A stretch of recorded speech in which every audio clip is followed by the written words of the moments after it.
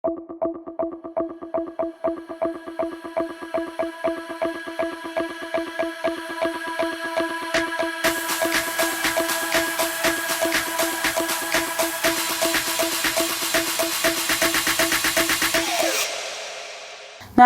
հյուրընկալել են ողջ մնալու արվեստ ռազմահայրենասիրական հասարակական կազմակերպության հիմնադիր ղեկավար Վովա Վարդանովին, պարոն Վարդանով, շնորհակալ եմ հրավերն ընդունելու համար։ Ես եմ շնորհակալ։ Մենք իհարկե մեր հարցազրույցի առանցքում ունենալու ենք պաշտպանության նախարարի հայտարարությունները, որոնք արվեցին ասուլիսի շրջանակներում, ամփոփիչ հայտարարություններ էին, բայց դրան մի փոքր ուշ անդրադառնանք։ Տարին սկսվեց այնպիսի իրադարձություններով, որոնք ոմանց գնահատմամբ աննախադեպ են, զարմացրել են մարդկանց, որոշ իրադարձություններ ցավալի են եւ մեր հարևանությամբ են կատարվում։ Ես մասնավորապես նկատի ունեմ եւ Վենեսուելայում կատարվածը եւ Իրանում այս օրերին ընթացող իրադարձությունները։ Ընդհանուր առմամբ ինչ դիտարկումներ կանեք, նորմալ էր այն ինչ կատարվեց Վենեսուելայում։ Եթե նկատի ունեք, ասենք, երկարաժամկետ բլոկադան արդեն համարյա 20 տարի, որ ոչնչացնում են այդ երկիրը, իհարկե նորմալ չի։ Եթե նկատի ունեք հունվարի 3-ի օպերացիան, երբ որ Դելտա Ֆորսը, դա ամերիկյան հատուկ նշանակության ստորաբաժանումներ են, բաղկացած կանաչ բերետներից եւ մասամբ սև բերետներից, ռենջերներից, ուրեմն հոյակապ անցկացված օպերացիա է, որոշակի բայցերով։ Սպեցնազը իրեն լավ է դրսևորել, այո, որովհետեւ իրենք կարողացել են առանց կորուստների անցկացնել բավականին բարդ օպերացիա։ Ես նկատի չունեմ օդուժի անջատելը, այդ ամեն ինչը սպեցնազի հետ կապ չուներ, դա ավելի շատ գաղտնի ծառայություններն են արել, կան հեքիաթներ, որ հատուկ զենքերով հակաօդային համակարգերը շարքից հանվել են, դա 12 օրվա պատերազմը Իրանի եւ Իսրայելի միջև ցույց տվեց, որ լավագույն հակաօդային համակարգի դեմ աշխատող ռոբոտացված բլայզերային, եսի մինչ աստղային պատերազմներից բանը տեղում դաշտում թաքնված դիվերսանտն է կամ դավաճանը։ Նույնը այդտեղ ա եղել ու այդ վենեսուելացի դավաճանների կամ գաղտնի գործակալ ամերիկացիների, որոնք ասենք տեղում դաշտում են եղել, տեղում դավաճանած քաղաքացին դավաճանա, էլի դրա համար եմ այդպես ասում, բայց սպեցագենտները ՑՌ-ը իրանք դավաճան չեն, իրանք հետախույզներ են։ Իրենց միջոցով ասենք հակաօդային համակարգերը անջատվել է, որի շնորհիվ այնց պարադային ուղաթիռները մի քանի տասնյակ մետր համայրակտուրներին կպնելով գնացին հասան, ասենք, այդ ավիաբազայի, ռազմաբազային, որտեղ Մադուրոն, ասենք, թաքնված էր, տեղում Դելտա Ֆորսը շատ լավ անցկացրել իր գործողությունները, որովհետև կան ուրեմն թիկնազորից մի քանի տասնյակ սպանված մարդ, իսկ դա ինչ է նշանակում։ Գիտեք ոնց ամենալավ զենքերը երբ որ օգտագործվում է, այդտեղ տեխնոլոգիապես երկրի հզորություն բանը տե աշխատում է, բայց երբ որ գալիս է զինվորը զինվորին է հանդիպում, այդտեղ արդեն կամային հատկություններն են աշխատում, ասենք այդ զինվորների մարզվածությունն է աշխատում, իհարկե նաև զենքը, բայց զենքը այդտեղ 10-15% է, ավելի շատ կամային հատկությունները, կազմակերպչականը, իրար հետ աշխատելու ձևերը, մարզվածությունը, եթե կարճ ամփոփենք։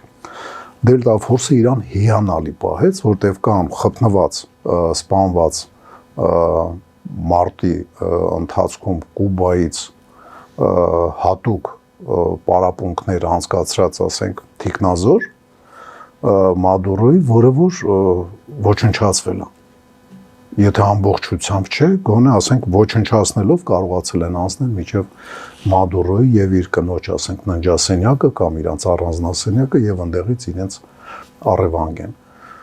Միջազգային գնահատականներ չտամ, շատ վատ երևույթ է, աննախադեպ չի ասի աննախադեպ, որովհետեւ նման բան եղել է, երբ որ ասենք Պանամայի պրեզիդենտին ձերբակալեցին, էլի կեղծ բաներով, որ նարկոբարոն էր, եսիմ ինչ էր, դա ծիծաղալու է, էլի, եթե անգամ նարկոտիկները իր տարածքով գնում գալիս է,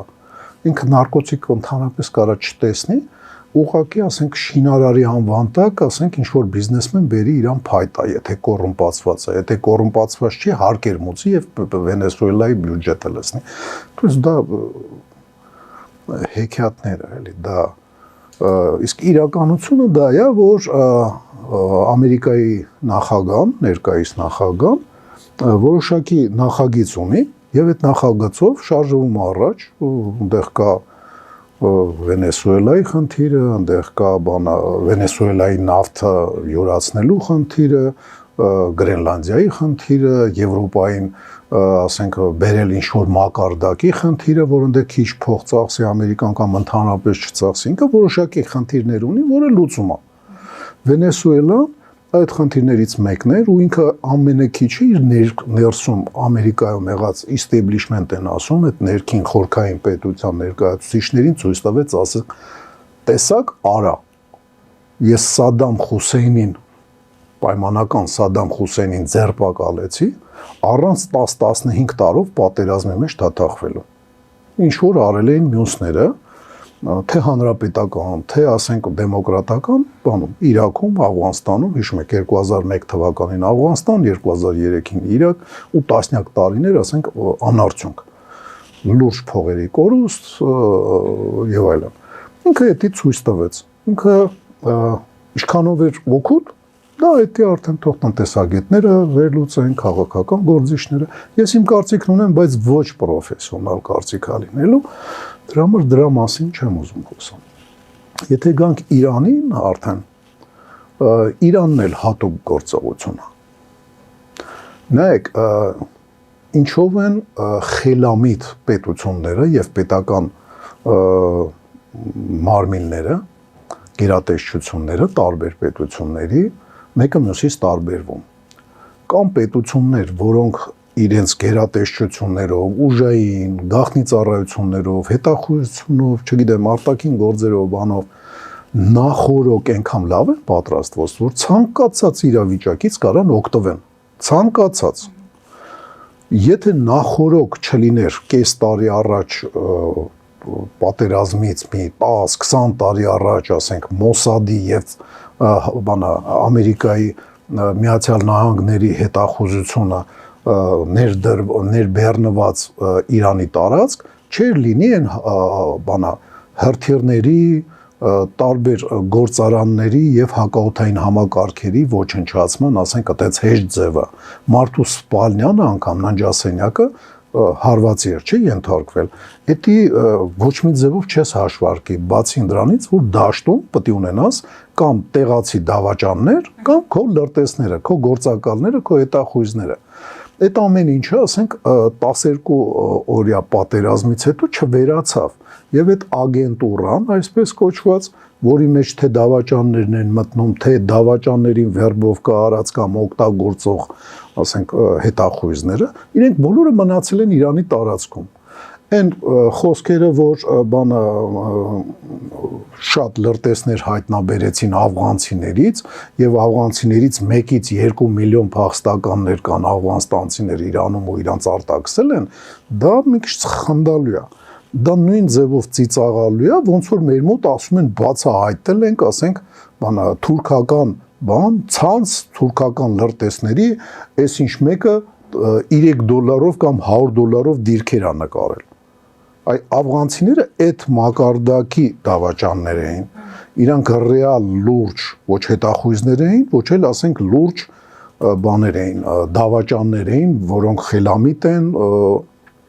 մեծ փողեր են դրա համար ստանում իրենց դավաճանական ակցիաների համար, ասենք։ Այդ սաղ ցանցը մնացել է Իրանի տարածքում եւ երբ որ պետությունը ուժեղ է եւ ունի նախորոք պատրաստված մշտապես կերակրվող համակարգ, ինքը կարողանում է, ասենք, ցանկացած իրավիճակից օգտվել եւ այդ իրավիճակը եղավ սրանից երևի 1.5-2 տարի առաջ, երբ որ ոստիկանության բերման էր ենթարկվել մի կին եւ սրտի առատ ունենալով իստերիկայի մեջ էր ընկել մահացել էր, ոստիկանները իրան չէին խոչընդո, բանը խոշտանգել, ուղղակի իրան բերման էին ենթարկվել, հնարավոր է կոպիտ։ Ասենք դիմադրելը կոպիտ։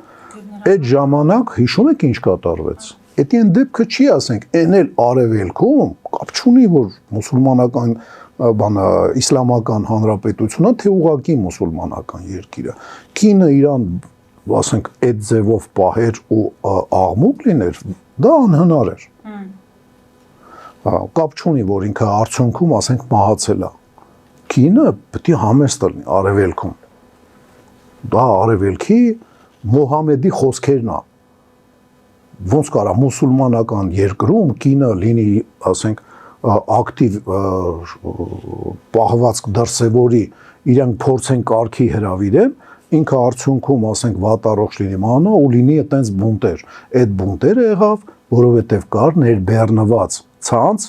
բաղկացած հետախույզներից եւ դավաճաններից։ Դրա բանը այդ ցանցը այդ ամեն ինչը ընդլայնեց,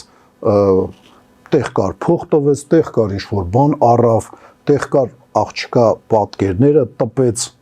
պատկերացնում եք, ասենք Իրանի պես երկրում, որտեղ կա քսիր, 8 միլիոնանոց բասիջ, կարանաս տպագրատուն ճարես, որտեղ միլիոններով տպվել էր այդ աղջկա պատկերը։ Միլիոններով, ասենք, փեդի ձողեր էր սարքվել եւ տախտակներ, որ այդ նկարներով մարդիկ դուրս գան, ասենք, այդ ամեն ինչը արել է այդ ցանցը։ Նույն ձևով այդ ցանցը հիմա դուք պատկերացնում եք ցանկացած երկրում կան տարաձայնություններ այն աստիճանի, որ իրար մեր են քրվում։ Ցանկացած երկրում։ Ասենք մեր մոտ։ Հիշում եք, չէ՞։ Սեյրան Օհանյանը շիշ էր շպրտում, չգիտեմ, լկտի բանը հայտարարություն էր գեներալ գնդապետի նկատմամբ, կապ չունի մենք իրան ոնց ենք գնահատում, բայց գեներալ գնդապետ, որը որ հայրենիքի համար, ասենք, մարտնչելուց ոտակորցրել եւ այլն, անհարգալից վերաբերմունք, արդյունքում ոչմ լարված վիճակ, ինչ ասես իրար քրֆեցին, բայց եղավ մարտական գործողություն, ուսուսի տված մարդիկ մարտի դաշտ դուրս եկան։ Իրանում 12 օրյա այս մարտերի ժամանակ արտաքին թշնամին նույն ձևով միավորեց Իրանը։ Եվ Մոհամեդ Ռզա Փեհլևի շահի որդին հելավ հայտարարեց, որ ես Իսրայելին սատար եմ, ես կողմ եմ եւ այլն, պետք է քանդվի Իրան այսօրվա իսլամական պետությունը եւ սաղ Իրանը ինչ ասես հայհոյեց այդ մարդուն։ То есть ինքը անընդունելի կերպար է եղել սրանից կես տարի առաջ։ Բայց այդ երբ որ եղավ ինչ որ լարվածություն եւ այդ լրտեսական ցանցը աշխատեց, իրենք երևակայի լոզունգները գցեցին, որ շահին ենք ուզում, շահի շահզադեի, ասենք, ելքն ենք, մուտքն ենք ուզում Իրան, որ ինքը շահ դառնա։ Դա անհնար էր։ Մարդուն, որ կես տարի առաջ դավաճան էին տեսնում, մարդու մեջ միավորված, ասենք, պոզիցիան, օպոզիցիան, Պեզեշկյանի հակառակորդները, դեմոկրատական ու լիբերալ ուժերը ապրող, ասենք, Եվրոպաներում ու Ամերիկաներում սաղ սատար էին, ասում էին կեթանք կկռվենք, շահզադեներից մեկը, որը որ մահացել է, կարծեմ ինքնասպան ա եղել սրանից մի 10 տարի առաջ, ինքը ժամանակին երբ որ հարցրել էին, ինքը ասել էր ես կեթամ իմ հայրենիքում կկռվեմ իմ հայրենիքի համար, ընդդեմ թշնամիների, նույնիսկ եթե ասենք բանը շահությունը չվերականգնվի այդ արքայությունը ու դա նորմալ էր ընդունվում ասենք ցանկացած Պարսկաստանի բնակիչների կողմից իսկ հիմա էսի բացահայտ դավաճանը դրուկ դարավ լոզունգների առարկա իմ գնահատականով չէ բացահայտ դավաճանը այդ իրանցիների անկախ իրենց կուսակցական պատկանելությունից մեկ էլ գոռում են շահ դա ինչ է նշանակում այդ ներբեռնված բանը ցանցը դավաճաններից եւ գործակալներից ասենք բաղկացած հետախույզներից Ջեյմս Բոնդներից եւ բանը Մելիք Բայանդուրներից իրենք աշխատեցին միանգամից իրանք այդ երբ որ շուկայի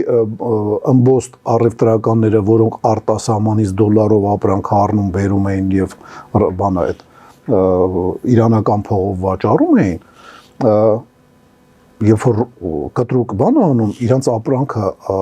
արժեքազրկվում է դոլարով, իրանք եկամուտ չէին ունենա կամ կեթային մինուսի մեջ, եթե նորից այդ նույն ապրանքից առնեին վաճառքից հետո եւ ասենք բերեին վաճառելու։ Ու չկար ոչ մի բան, ասենք, ոչ մի քաղաքական հայտարարություն, չկար ոչ մի բան, մեկ էլ հայտնվավ շահի լոզունգը։ Դա նշանակում աշխատեց այդ ցանցը, կան երկրներ, որոնք լավ պատրաստված են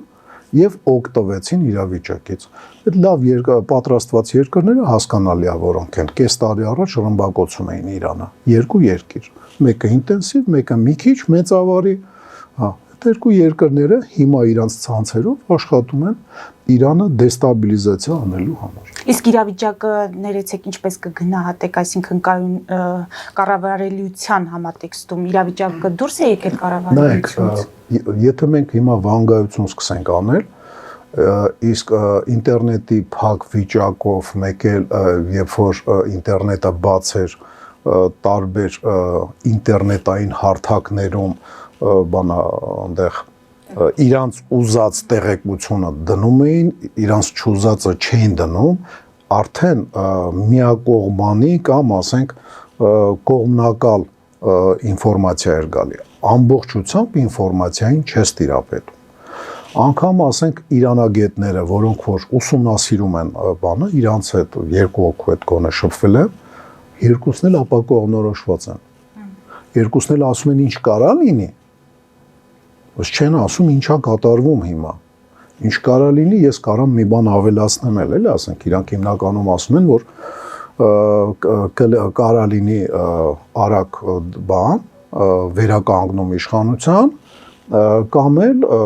լայնածավալ քաղաքացիական պատերազմից հետո, ասենք, ինչ-որ իշխանության ստաբիլիզացիա կապ չունի կհաղթեն քսիրը եւ այատոլաները, թե լիբերալ ուժերը։ Ու արևմուտքի կողմից, այդ երկու երկրների կողմից, ասենք, աջակցություն ստացող։ Կապ չունի դրանից։ Ես երրորդը կարամ ավելացնեմ։ Երրորդ տարբերակը դա ոչ թե արևմտամետ իշխանաբանա քաղաքացիական պատերազմ եւ արևմտամետ ուժերի հաղթանակ կամ իրենց պարտություն, այլ կա նաեւ երկրի փլուզում։ Եվ եթե արևմուտքի երկրները ցանկանում են պահպանել Իրանը, բայց դարձնել իրանցը, ստեղ հողի վրա կան ուժեր, որ չեն ցանկանում Իրանը պահպանվի։ Ես նկատի ունեմ թուրքական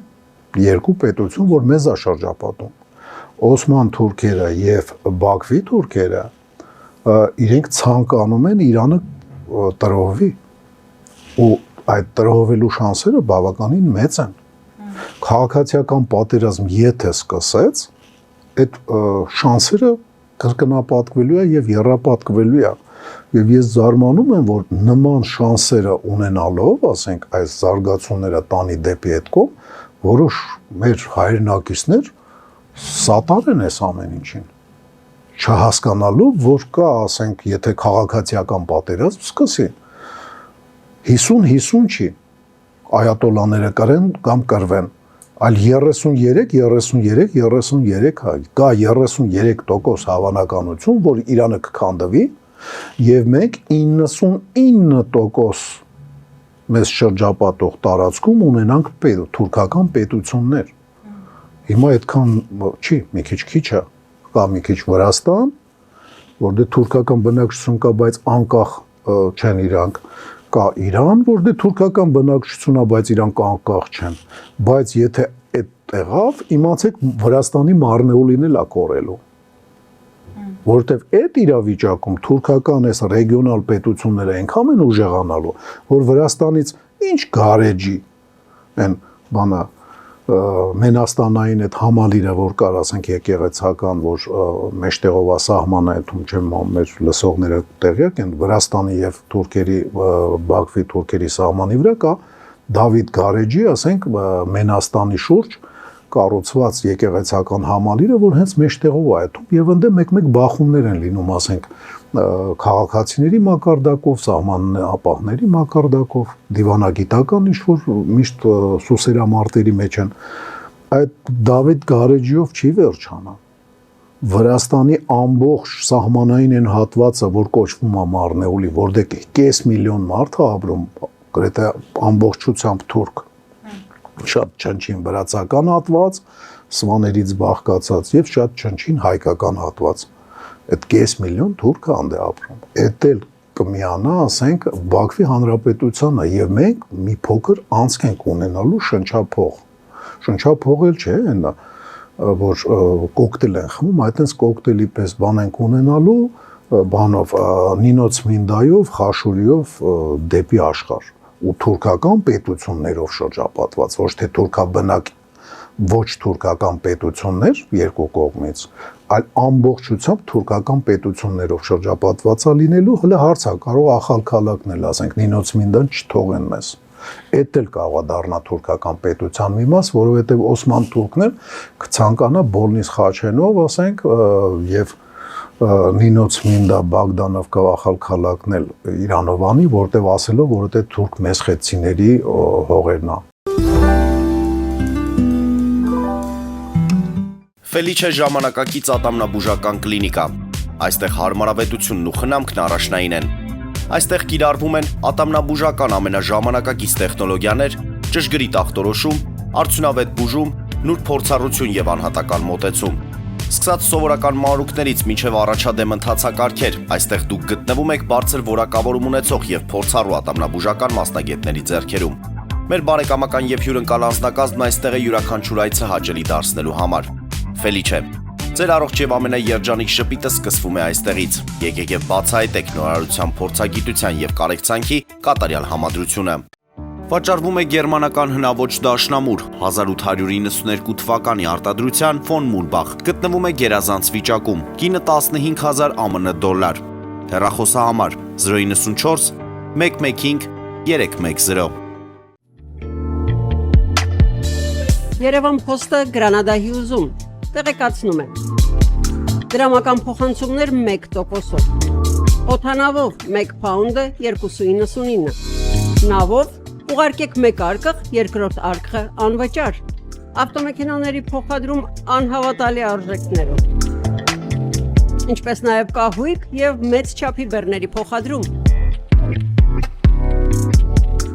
Ջաքփաթ հագուստի խանութը երկրորդ մասնաճյուղն է բացել Գլենդելի սրտում, որտեղ կարող եք ձեռք բերել եվրոպական եւ ամերիկյան ընտիր հագուստեղեն, կոշկեղեն, աքսեսուարներ, պայուսակներ ամենահարմար արժեքներով։ Նաեւ կարող եք ցանկացած ապրանք պատվիրել եւ ձեռք բերել կարճ ժամանակում։ Ջաքփաթի Գլենդելի հասցեն է 1135 North Pacific Avenue, հեռախոս 818 813 2252։ Ջաքփաթ հագուստի լավագույն կենտրոնը Գլենդելում։ 60-ից ավելի ճանաչված եվրոպական բրենդների ինքնատիպ, չկրկնվող եւ մատչելի ընտրանին Fortuna Home and Country House խանութ սրահում։ Նորավոճ սպասք եւ կահույք հորեկա բնագավառի համար, տեքստիլ տնտեսական ապրանքներ, ամեն ինչ գեղեցիկ կյանքի համար։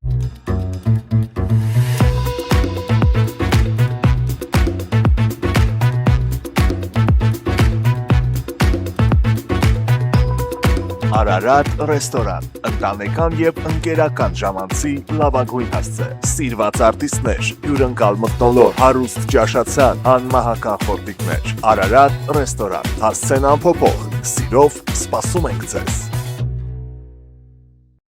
Լավագույն պաղպաղակ, բնական, համեղ եւ մատչելի գներով պաղպաղակը կարող եք ձեռք բերել բոլոր հայկական խանութներում։ Պահանջեք հայկական պաղպաղակ, Թամարա պաղպաղակ։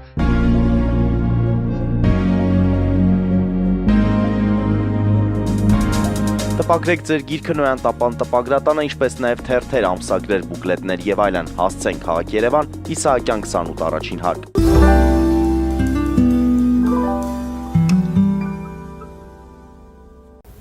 Պարոն Վարդանով, դուք նկարագրեցիք ամերիկյան ըստեյության հատուկ գործողությունները եւ Վենեսուելայում եւ Իրանում, ասացիք, որ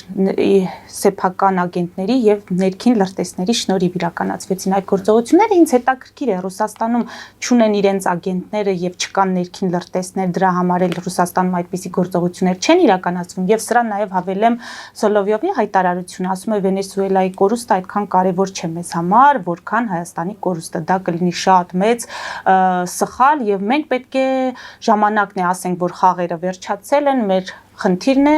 հատուկ գործողություն իրականացնել ինչպես Ուկրաինայում, այնպես էլ մեր ազդեցության մնացած գոտիներում, որոնք ժամանակին եղել են մեր ազդեցության գոտիները։ Հիմա այո։ Հիմա դուք այդ երկու հարցի կապակցությամբ ինչ կարող եք ասել։ Սուտ է, որ Վենեսուելան կարևոր չէ Ռուսաստանի համար, որտեղ Ռուսաստանը համաշխարհային ձևափոխումների ցանկություններ ունի։ Մեկ բևեռային կամ երկու բևեռ ունեցող երկրագունդը բազմաբևեռ դարձնելու ցանկություն ունի ու այդ պատճառը իհարկե շատերին կթվա թե արևմուտքի հետ հակադրվելու մեջ է բազմաբևեռությունը դա շատ սխալ մոտեցում է դա ավելի շատ Չինաստանին չենթարկվելու ցանկությունն է, որովհետև երկբևեռի դեպքում արևմուտք եւ ավերևելք Ռուսաստանը բրցնելու է, որովհետև չինական գեգեմոնիան, ասենք տնտեսական եւ օրերից մի օր ասենք նաեւ ռազմական միանշանակ է դառնալու։ Եթե հիմա ասենք դեմոգրաֆիկ բանն է եւ տնտեսական գեգեմոնիան པարզա, չէ, ասենք 1 միլիարդից ավել Չինաստանի բնակիչներ եւ 100 քանի միլիոն Ռուսաստան, որը որ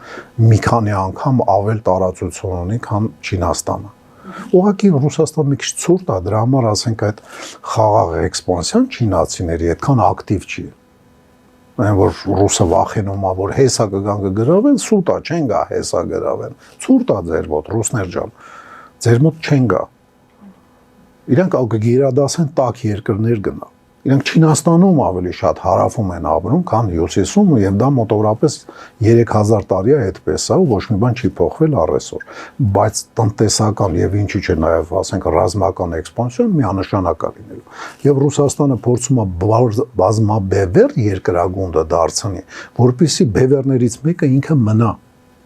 Հակառակ դեպքում ինքը դադարելու է լինել, ասենք բևեռ։ Ինքը լինելու է ինչ-որ բևեռ սպասարկող երկիր, իր ռեսուրսներով, ասենք, ստորգետնյա, անտառներ, ջրեր, ատոմային էներգիա եւ այլն։ Դրա համար Վենեսուելան կարևոր է։ Վենեսուելան, ասենք, հարավամերիկյան բևեռը սպասարկող, ասենք, Բրազիլիայի տեսքով կենտրոններից մեկն է։ Բրազիլիան թեթև նավթ ունի, ասենք, բայց Իրան չի հերիքում։ Եվ Վենեսուելայի նավթը,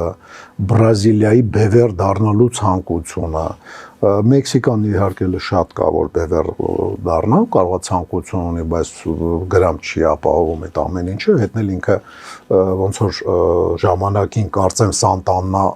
բաննա պրեզիդենտն է Մեքսիկայի ասել, ինչքան հիշում եմ 1840-ական թվականներին մենք Աստծուց հեռու ենք, իսկ Ամերիկային մոտիկ, այդ Տեխասը կորցնելուց հետո են ասել, իրանք շատ թփրտալու տեղ չունեն։ Վենեսուելան կարևոր է ոչ թե նավթի պատճառով, սուտի խոսակցություն է, որտեղ այդ ծանր նավթը, որը գուդրոնի ասֆալտի ամրություն ունի, պետք է մեջը լիքը բանը պարսկական նավթ բերես լցնես կամ Տեխասի թեթև նավթերը բերես լցես խառնես, որ ինքը դառնա ինչ որտեղ պիտանի բան, որ գործարանները կարողանան այդ ծանր նավթը մշակել։ Դուք ինք թանգանոց բան է, իզուր չի որ Տրամպը հավաքել էր նավթային ընկերությունները եւ ասել էր 100 միլիարդ փող ներդրեք։ Իհարկե դա չեն վրազի, ոչ մեկ չի ներդնի, դա մի քիչ սխալ բան կլինի իրաց կողմից։ Իսկ բիզնեսը հաշվել գիտի իր փողերը։ Ու իրանց համար փող ավելի կարևոր է, քան պետական շահերը 20-30 տարի հետո պերսպեկտիվաներ էլի հիմա։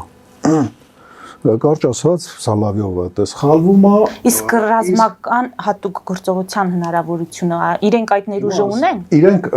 ես չեմ կարող պնդեմ, որովհետև չկան ապացույցներ, բայց ես գիտեմ, որ հատուկ գործողություն Հայաստանում 99 թվականի հոկտեմբերի 27-ին արվել է եւ 99 թվականին հաստատ ստեղ այտենց ուժ չուներ ոչ մի երկիր Հայաստանից եւ Ռուսաստանից բացի ոչ ոք Փաստորեն նայրի բանա Հունանյանի այդ ստոր սրիկա դավաճանական արարքը որը գլխատեց Հայաստանի Հանրապետությունը, ամենակիչը կես տարով սարցրեց տնտեսական կյանքը, Պաշտպանության նախարարությունը մի ամսից ավել նշանակումներ չէր հետում։ Պատկերացնում եք, ասենք հսկայական բանակ 80,000-անոց այդ ժամանակ մոտորապես այդքան էր։ Եվ 80,000 մարդու հոսքը ինչ մեծ է։ Նշանակումներ, այս մեկ ընդե է տեղափոխվում, այս մեկի կոչումն է բարձրանում, այս մեկի աշխատավարձը իջացնում են, տուգանքի բան մի ամիս ոչ մի թուղթ չէր, ասենք, բանանում սառել էր Պաշտպանության նախարարությունը։ Եթե թուրք հարձակվեր այդ ժամանակ, մեզ կոչնչացներ։ Դա բացահայտ դավաճանական արարք է։ Ինչ որ լրտեսների կողմից ղեկավարվող։ Այդ լրտեսները, որ դավաճաններից օգտվում են, այդ ժամանակ ուստի այտենց ուժ ուներ միայն Ռուսաստանը, որ կարող նման բան կազմակերպեր, Ամերիկայի Միացյալ Նահանգները, մեկ էլ երևի Հայաստանը գաղտնի ծառայությունները։ Ամերիկայի Միացյալ Նահանգներն էլ, ասենք, վերապահումներով կարային նման բան անեին, որոշակի վերապահումներով։ Կարճ ասած, մենք հատուկ գործողության ականատես եղել ենք մեր մաշկի վրա, ուղղակի կոնկրետ ով անցկացրել չգիտենք։ Չունենք փաստեր։ Կասկածներ կա, ոնց որ մի քիչ առաջ նկարագրեցի, դա մեր համար, ասենք, նորություն չպետք է լինի, էլի։ Ու դրան պիտի պատրաստված լինի եւ դրանից ելնելով է որ ասենք մոտավորապես 2000 թվականի ծեսյան մի ուրիշ ձևի ուժեղացել է առաջի դեմքերի պաշտպանության վարչությունը 10-րդ վարչություն էր կոչվում թե 9-րդ չեմ էլ հիշում հիմա առանձին կառույց է որ մի տեսակ կապուտ համարներով ֆրֆռում են մեքենաներով մի ուրիշ ձևի ասենք իրանք ուժեղ են առաջներում իրանք այդ քանակ մարդ չեն ունեցել, այդքան չեն պարապել, հա, 100%, որովհետև նման փոքր երկրներ ոնց որ Հայաստանն է, հետնել բավականին լուրջ կշիռ ունեցող ոնց որ Հայաստանն է, ես չպետք է զարմացնեմ այդ բանը ասելով, էլի, եթե առաջներով մենք թուրքական այդ հրեշի կոկորտին կանգնած ոսկոր ենք, հիմա այս կոկորտը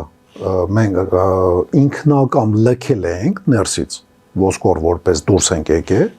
44 օրյա մարտերի արդյունքում են դեպքում, որ այդ մարտերը պետք է շարունակվեին, ասենք 150 օր, 300 օր Ուկրաինայի փորձը գոնե ցույց է տալի, եւ հաստատ մենք ավելի շահեկան վիճակում ենք, քան Ուկրաինան, որտեղ մենք լեռնային, ասենք երկիր էինք,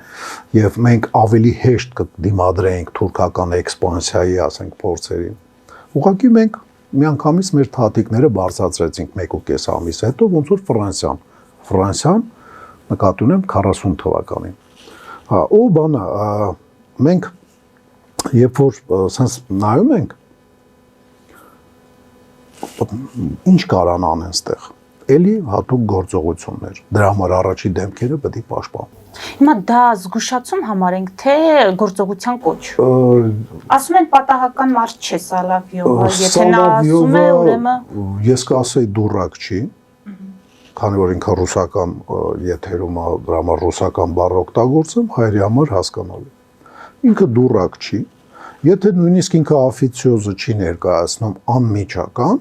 գոնե երկրորդ ձեռ սեղմելով առաջի դեմքի հետ շփվող մարդու հետ ինքը շփվում է։ Եթե անմիջապես առաջի դեմքի հետ չի շփվում, ասենք Ռուսաստանը։ Եվ ինքը դուրակ չլինելով ինքը գիտի ինչ է ասում։ Բացի դրանից նման խոսացող գլուխներ երբեք իրենց տեղը կորցնելու ցանկություն չունեն։ Իսկ Ռուսաստանում այդպես խոսացող գլուխներ մի քանի հոգի կորցրեցին իրենց տեղը։ Ես նկատի ունեմ Սատանովսկին, երևի մի տարի առաջ չէ, ասենք իրան բանարին, ասին հել գնել հաց չես ուտի մեր ճաշարանում, հա, այս Լագյանից էլ չես օգտվի։ Դրանից առաջ Գուսմանը, թե դրանից անմիջապես հետո, մեկը ուրիշ բանի պատճառով, մեկը ուրիշ բանի պատճառով, բայց որ կհեռացնեն ու հեշտ,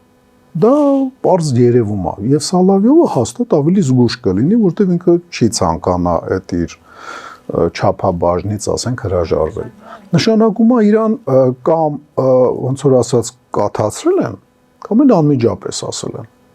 անմիջապես հրամայել են, կարգադրել են։ Դա ինձ թվում է զգուշացում, որովհետև այ ոնց որ Մադուրոյի բանը մեր մոտ չի անցնի։ Որովհետև մենք այտենց հատուկ օպերացիա ունեցել ենք։ Մենք ունեցել ենք Նորիեգայի ձերբակալման օպերացիան, բայց սպանությունով, ոչ թե ձերբակալումով։ Մենք ունեցել ենք Մադուրոյի փախցնելու օպերացիան, բայց սպանությունով, այն էլ մի հոգու իր կնոջ հետ չէ, այլ Հայաստանի Հանրապետության գլխից զրկվեց Հայաստանի Հանրապետության, բանը ասենք,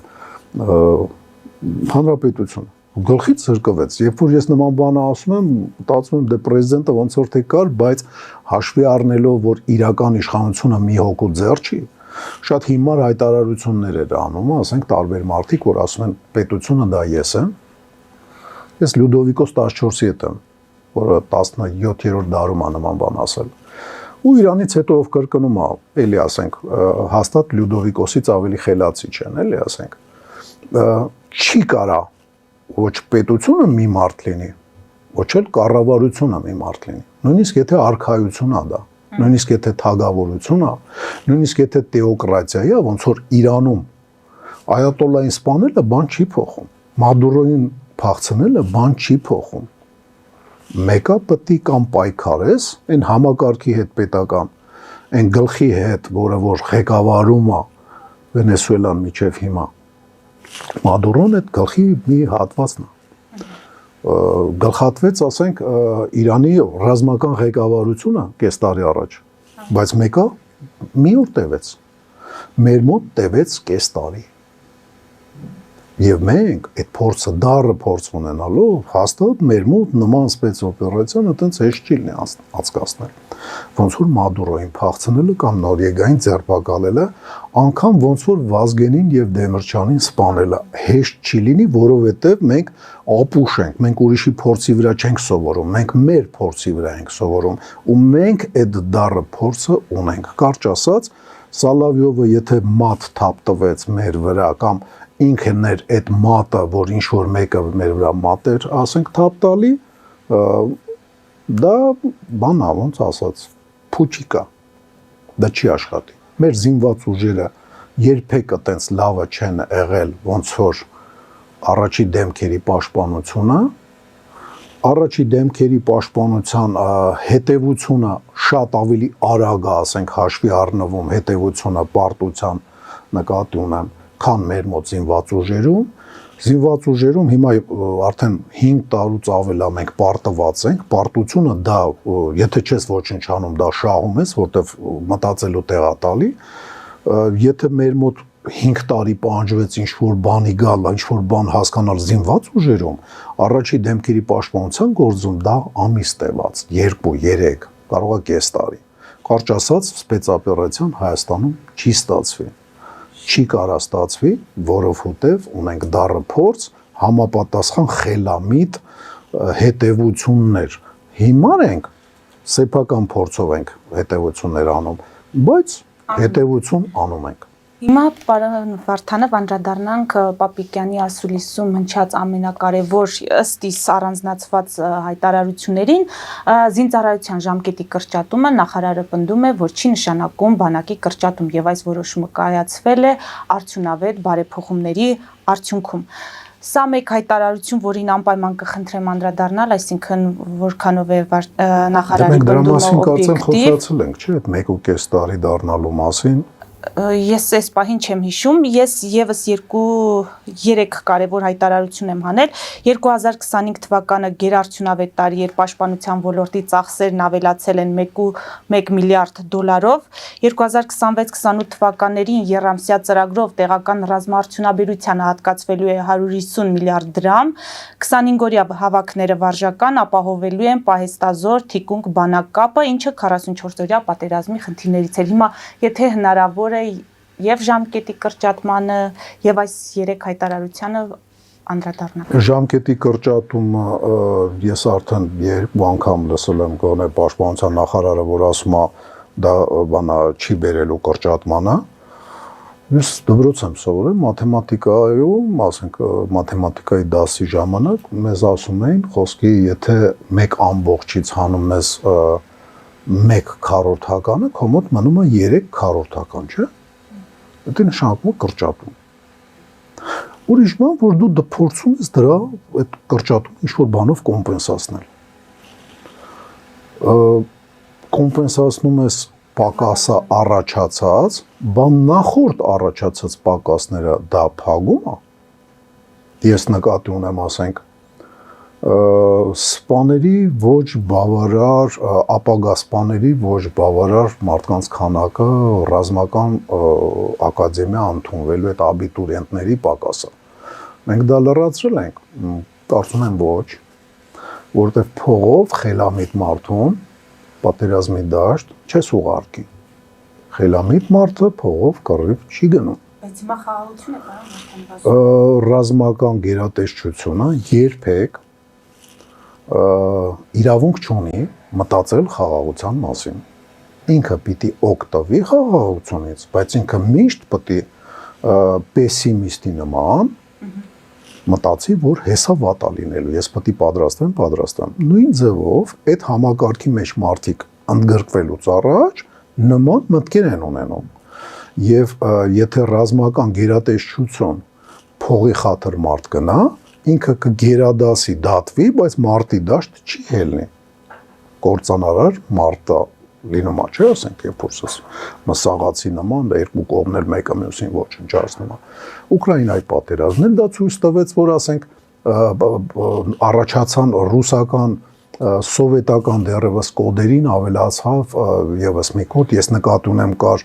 բեր 200-ը գրուզ դվեցին դա զոհվածները, գրուզ 300-ը դա Աֆղանստանից է դեռ գալի, ասենք բանա սովետաաֆղանական պատերազմից 80-ական թվականների գրուզ 300-ը, то есть 300 բեր դա վիրավորները եւ հայտնվեցին գրուզ 500 դա նոր երևույթ էր, սովետի վաղ նման բան չկար։ Այդ այն մարդիկ էին, ովքեր որ զին ծառայող էին, բայց ասում են, չէ, ես կռիվ չեմ հետա։ Ես կռիվ չեմ հետա, հետո ինչ որ ես զին ծառայող եմ, ես խաղաղ պայմաններում եմ կոնտրակտը ստորագրել, որպեսզի կռիվ չլինի, իսկ որ կռիվը ես չեմ հետա։ Այդ նոր երևույթ էր, ունես չի որ դա քիչ էր, որտեղ ռուսական մեդիա դաշտում բավականին լուրջ դրա մասին, ասենք, քննարկումներ գնաց։ Այդ նշանակում է, եթե տասնյակ հազարներով չեն եղել, գոնե հազարներ եղել են։ Այդ բեր 500-ը դա ինչի մասին է խոսում, որ այդ սպառողական, ասենք, բան այդ մտածելակերպը, որ երկրագնդի մեջ սրսկում են, մտելա ցանկացած երկրի մեջ եւ այդ սպառողականության հիման վրա զինված ուժեր կառուցել աշխատավարձով, դա անհեռատես է։ Դա անհեռատես է։ Ես չեմ ասում, որ զինվորականը պետք է քիչ աշխատավարձ ստանա, բնավ։ Իհարկե ոչ։ Մանավանդ ասենք, երբ որ նման բաներ ինձ ասում էին այն վաղ, երբ որ իմ երկու զավակը ծառայում էին հայկական զինված ուժերում որպես բան, թոնորապես խնդալու էր դառնում, էլի ասենք, որտեղ իմ ընտանեկան բյուջետը կախված էր իմ երկու զավակի, ասենք, ծառայությունից, ու իրանց աշխատավարձը, երբ որ Արշակինը դարել էր կրսեր որդիս Օմար էր ծառայում 360 թե 380 հազար, այն դեպքում որ բանա միջին աշխատավարձը դրանից մի 7 անգամ քիչ էր, թե 5 անգամ քիչ էր, իհարկե ես դրան դեմ չէի, բայց դրա վրա ամբողջ իդեոլոգիան կառուցել սպայական, սերժանտական եւ պայմանագրային բանա մարդկանց ներգրավելու, իսկ այդ իմ թվարկած 3-ը դա կամավոր ցանկությունով է, ժամկետային կամավոր չի, ինքը պարտադրված է հարկի նման, այսինքն ինքը հարկն է արունով։ Պետք չի բառացի հասկանալ, որ արուն պետք է թափես անմիջապես, չէ, ինքը կա հարկ, ոնց որ ասած, ոսկով եւ կա հարկ արունով, այդ ժամկետայինը դա հարկ ոսկովն է, իսկ պայմանագրայինը, ասենք, սերժանտական ծառայությունային ինչ որ ուզում են մտցնեն, դա էլ պայմանագրայինի մի մաս է, կամ առանձին կամ ընդհանրացված, եւ սպաների, ասենք, ներգրավումը, դա ցանկության վրա է։ Դու ցանկություն առաջացնելուց, երբ որ փորձում ես առաջացնես այդ ցանկությունը փողով, դա նշանակում է լինելու է ոչ մոտիվացված զինված ուժերի անձնակազմի զգալի մասը։ Պիտի մարդուն հայրենասիրության վրա, ընտանիքի սիրելու վրա, սեր առ Աստված միջնորդավորված քո եկեղեցով, ընկերոջ սիրո վրա, կարճ ասած, մարդը պատրաստ է իր կյանքը զոհաբերի հանուն սիրո, սեր դեպի փող, մենակ էշը կարա փող սիրի, փող չեն սիրում խելացի մարդիկ, սիրում են փողի միջոցով այն բաները, ինչը կարաս գնես, փողը սիրել անիմաստություն է։ Դուք տպավորում են ձեզ, պարոն Վարդանով, որը հատկացում է եւ պաշտպանական ոլորտին եւ տեղական ռազմարտությունաբերության զարգացմանը։ Ես ինչքան հիշում եմ, այնտեղ մի 20 անգամ գումարը աճել է, որ տեղական, ասենք, ռազմարտությունաբերությանն է հատկացվում, բնականաբար այդ ինձ դուր է գալի, որովհետեւ ոնց ձեզ ասեմ։ Նայեք, մենք զինված ուժերում ունենք 30-ից 50,000 սպառող էս պահին, սրանից առաջ ունենք մոտավորապես 80,000 սպառող, պլյուս ասենք հարյուրավոր հազարներով ունենք սպառողներ ռեզերվում, մենք ոչ նասկու ինչ-որ արտադրող այդքան վաճառքներ ունի, ոչ մայկատրուսիկ արտադրող այդքան վաճառքներ ունի, ոչ ոք այդքան բան չունի եւ բերել դրսից հագուստ, բերել դրսից նռնակ, փամփուշտ, այն ինչ որ սպառվում է, այն որ շեմշկի պես պետք է չրթվի, ռուսերեն ռասխոդնիկ են ասում, չգիտեմ ոնց ասեմ հայերեն, որ հասկանալի լինի, առօրյայում սպառվող բաներ, փամփուշտներ, նասկի նման, ճաշարանում, ասենք, ուտվող հացի նման, պետք է մշտապես սպառվի վարժանքների տեսքով, որ պատերազմի ժամանակ ավելի շատ քո փամփուշտը աշխատի եւ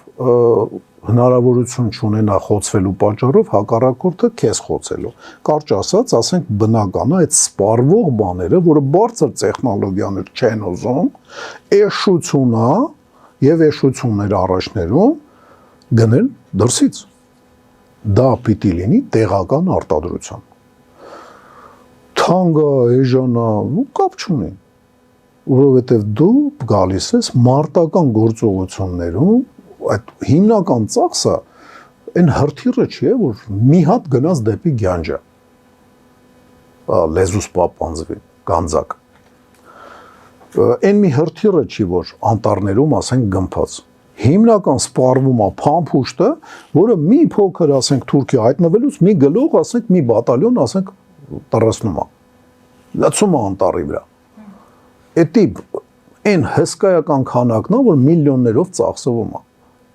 րոպեների ընթացքում, դա պիտի դու միշտ արտադրես, մայկատրուսիկը պետք է արտադրես, սնունդը պետք է արտադրես, հագուստը պետք է արտադրես, նասկին պետք է արտադրես, ասենք, ոնց ձեզ ասեմ, դա ողջունելի է։ Ու այն ինչ որ ես միշտ ասել եմ, ու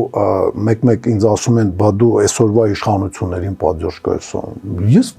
պատժկա եմ անում ցանկացած խելամիտ գործողություն, եւ դուրս չի գալի հիմար գործողությունները։ Ու խելամիտ գործողությունը, երբ որ ռազմարտությունաբերությունը քո, ասենք, զարգանում է, բնական է։ Խելամիտ էր ամերիկացիներին ներգրավել հագուստի լավ էլի։ Այնքան լավ դերձակ կա Հայաստանում էլի։ Այնքան լավ հագուստներ հայ արտադրողի մասին, անգամ ասենք Պաշտպանության նախարարությունը Պետրոսի մոտ կարծեմ ասեց, որ հայ արտադրող կար, որը որ գծագիր բաներ արեր սպեցնազի համար։ Իսկ սպեցնազի հագուստը շատ է տարբերվում բանից, չպետք է տարբերվի։ Չպետք է տարբերվի, որովհետև երբ որ դու հատուկ ծառայության, հատուկ կոչում ունեցող մարդուն շարքայինից հագուստով տարբերում ես, դա ինֆորմացիա է առաջնագծում, հակառակորդը տենում է, չէ՞։ Ահա, 10 հատ, ասենք, ստից շորեր հագած զինվորականին, մեկ է մի հատ հայտնվավ մեկը, ըհը, աֆիցերը սնայպերին հրաման կամ մինամյոթչիկին խփին աֆիցերին, մանավանդ ինքը իր բանը աղվեսափոսը չունի, ամեն մարդ ընդ իր համար աղվեսափոս փորել։ Всё ոչնչացրեցին։ շատ անհեռատես բան է, երբ որ սպեցնազը եւ աֆիցերը կամ ինչ որ գաղտնի ծառայության կամ դատախազության աշխատակիցը կամ ռազմական ոստիկանության ուրիշ հագուստ է հագնում առաջնագծում։ Առաջնագծում պետք է հագնված լինեն բոլորը մի տեսքով, ասես կոկոնով գլխակներ, ասես հատուկ կազիրյոկներով, դա ինքնասպանների Մոսի պատմությունը հիշեք, երբ որ Մոս Հակոբյանը 16 թվականին բանը լարված վիճակ այն երկու ամսվա մարտերը, որ չգիտես խին մեր մոտ քարորիա են կոչվում, ջիպով եկավ բան գախնի տեղ, որտեղ որ բան խորհրդակցություն էր։ Տենում էին մի քանի հատ ավտոյա, մտածում էին աֆիցերները, մեքենաները բան են արել, կայանել են, որ գնան մարտի դաշտ կառվեն։ Մեկը տենում են մի թույն ջիպ ա գալի։ Մեջից մի քիչ ցմփոր մարդ ա հելնում, փորձ չի պետք է խփեն։ Խփեցին արդյունքում Մովսես Հակոբյանը թե վիրավորվավ, թե տրավմա ստացավ։ Խելամիտ չի տարբերել մարդկանց։ Իսկ հատուկ գործողություններին, երբ որ բանա սպեցնազովեցը բանա էթումա հատուկ ջոկատային էթումա ու առաջնագիծ ա գալի ու իր հակոստով տարբերվում է, նայում ես ու հասկանում ես, որ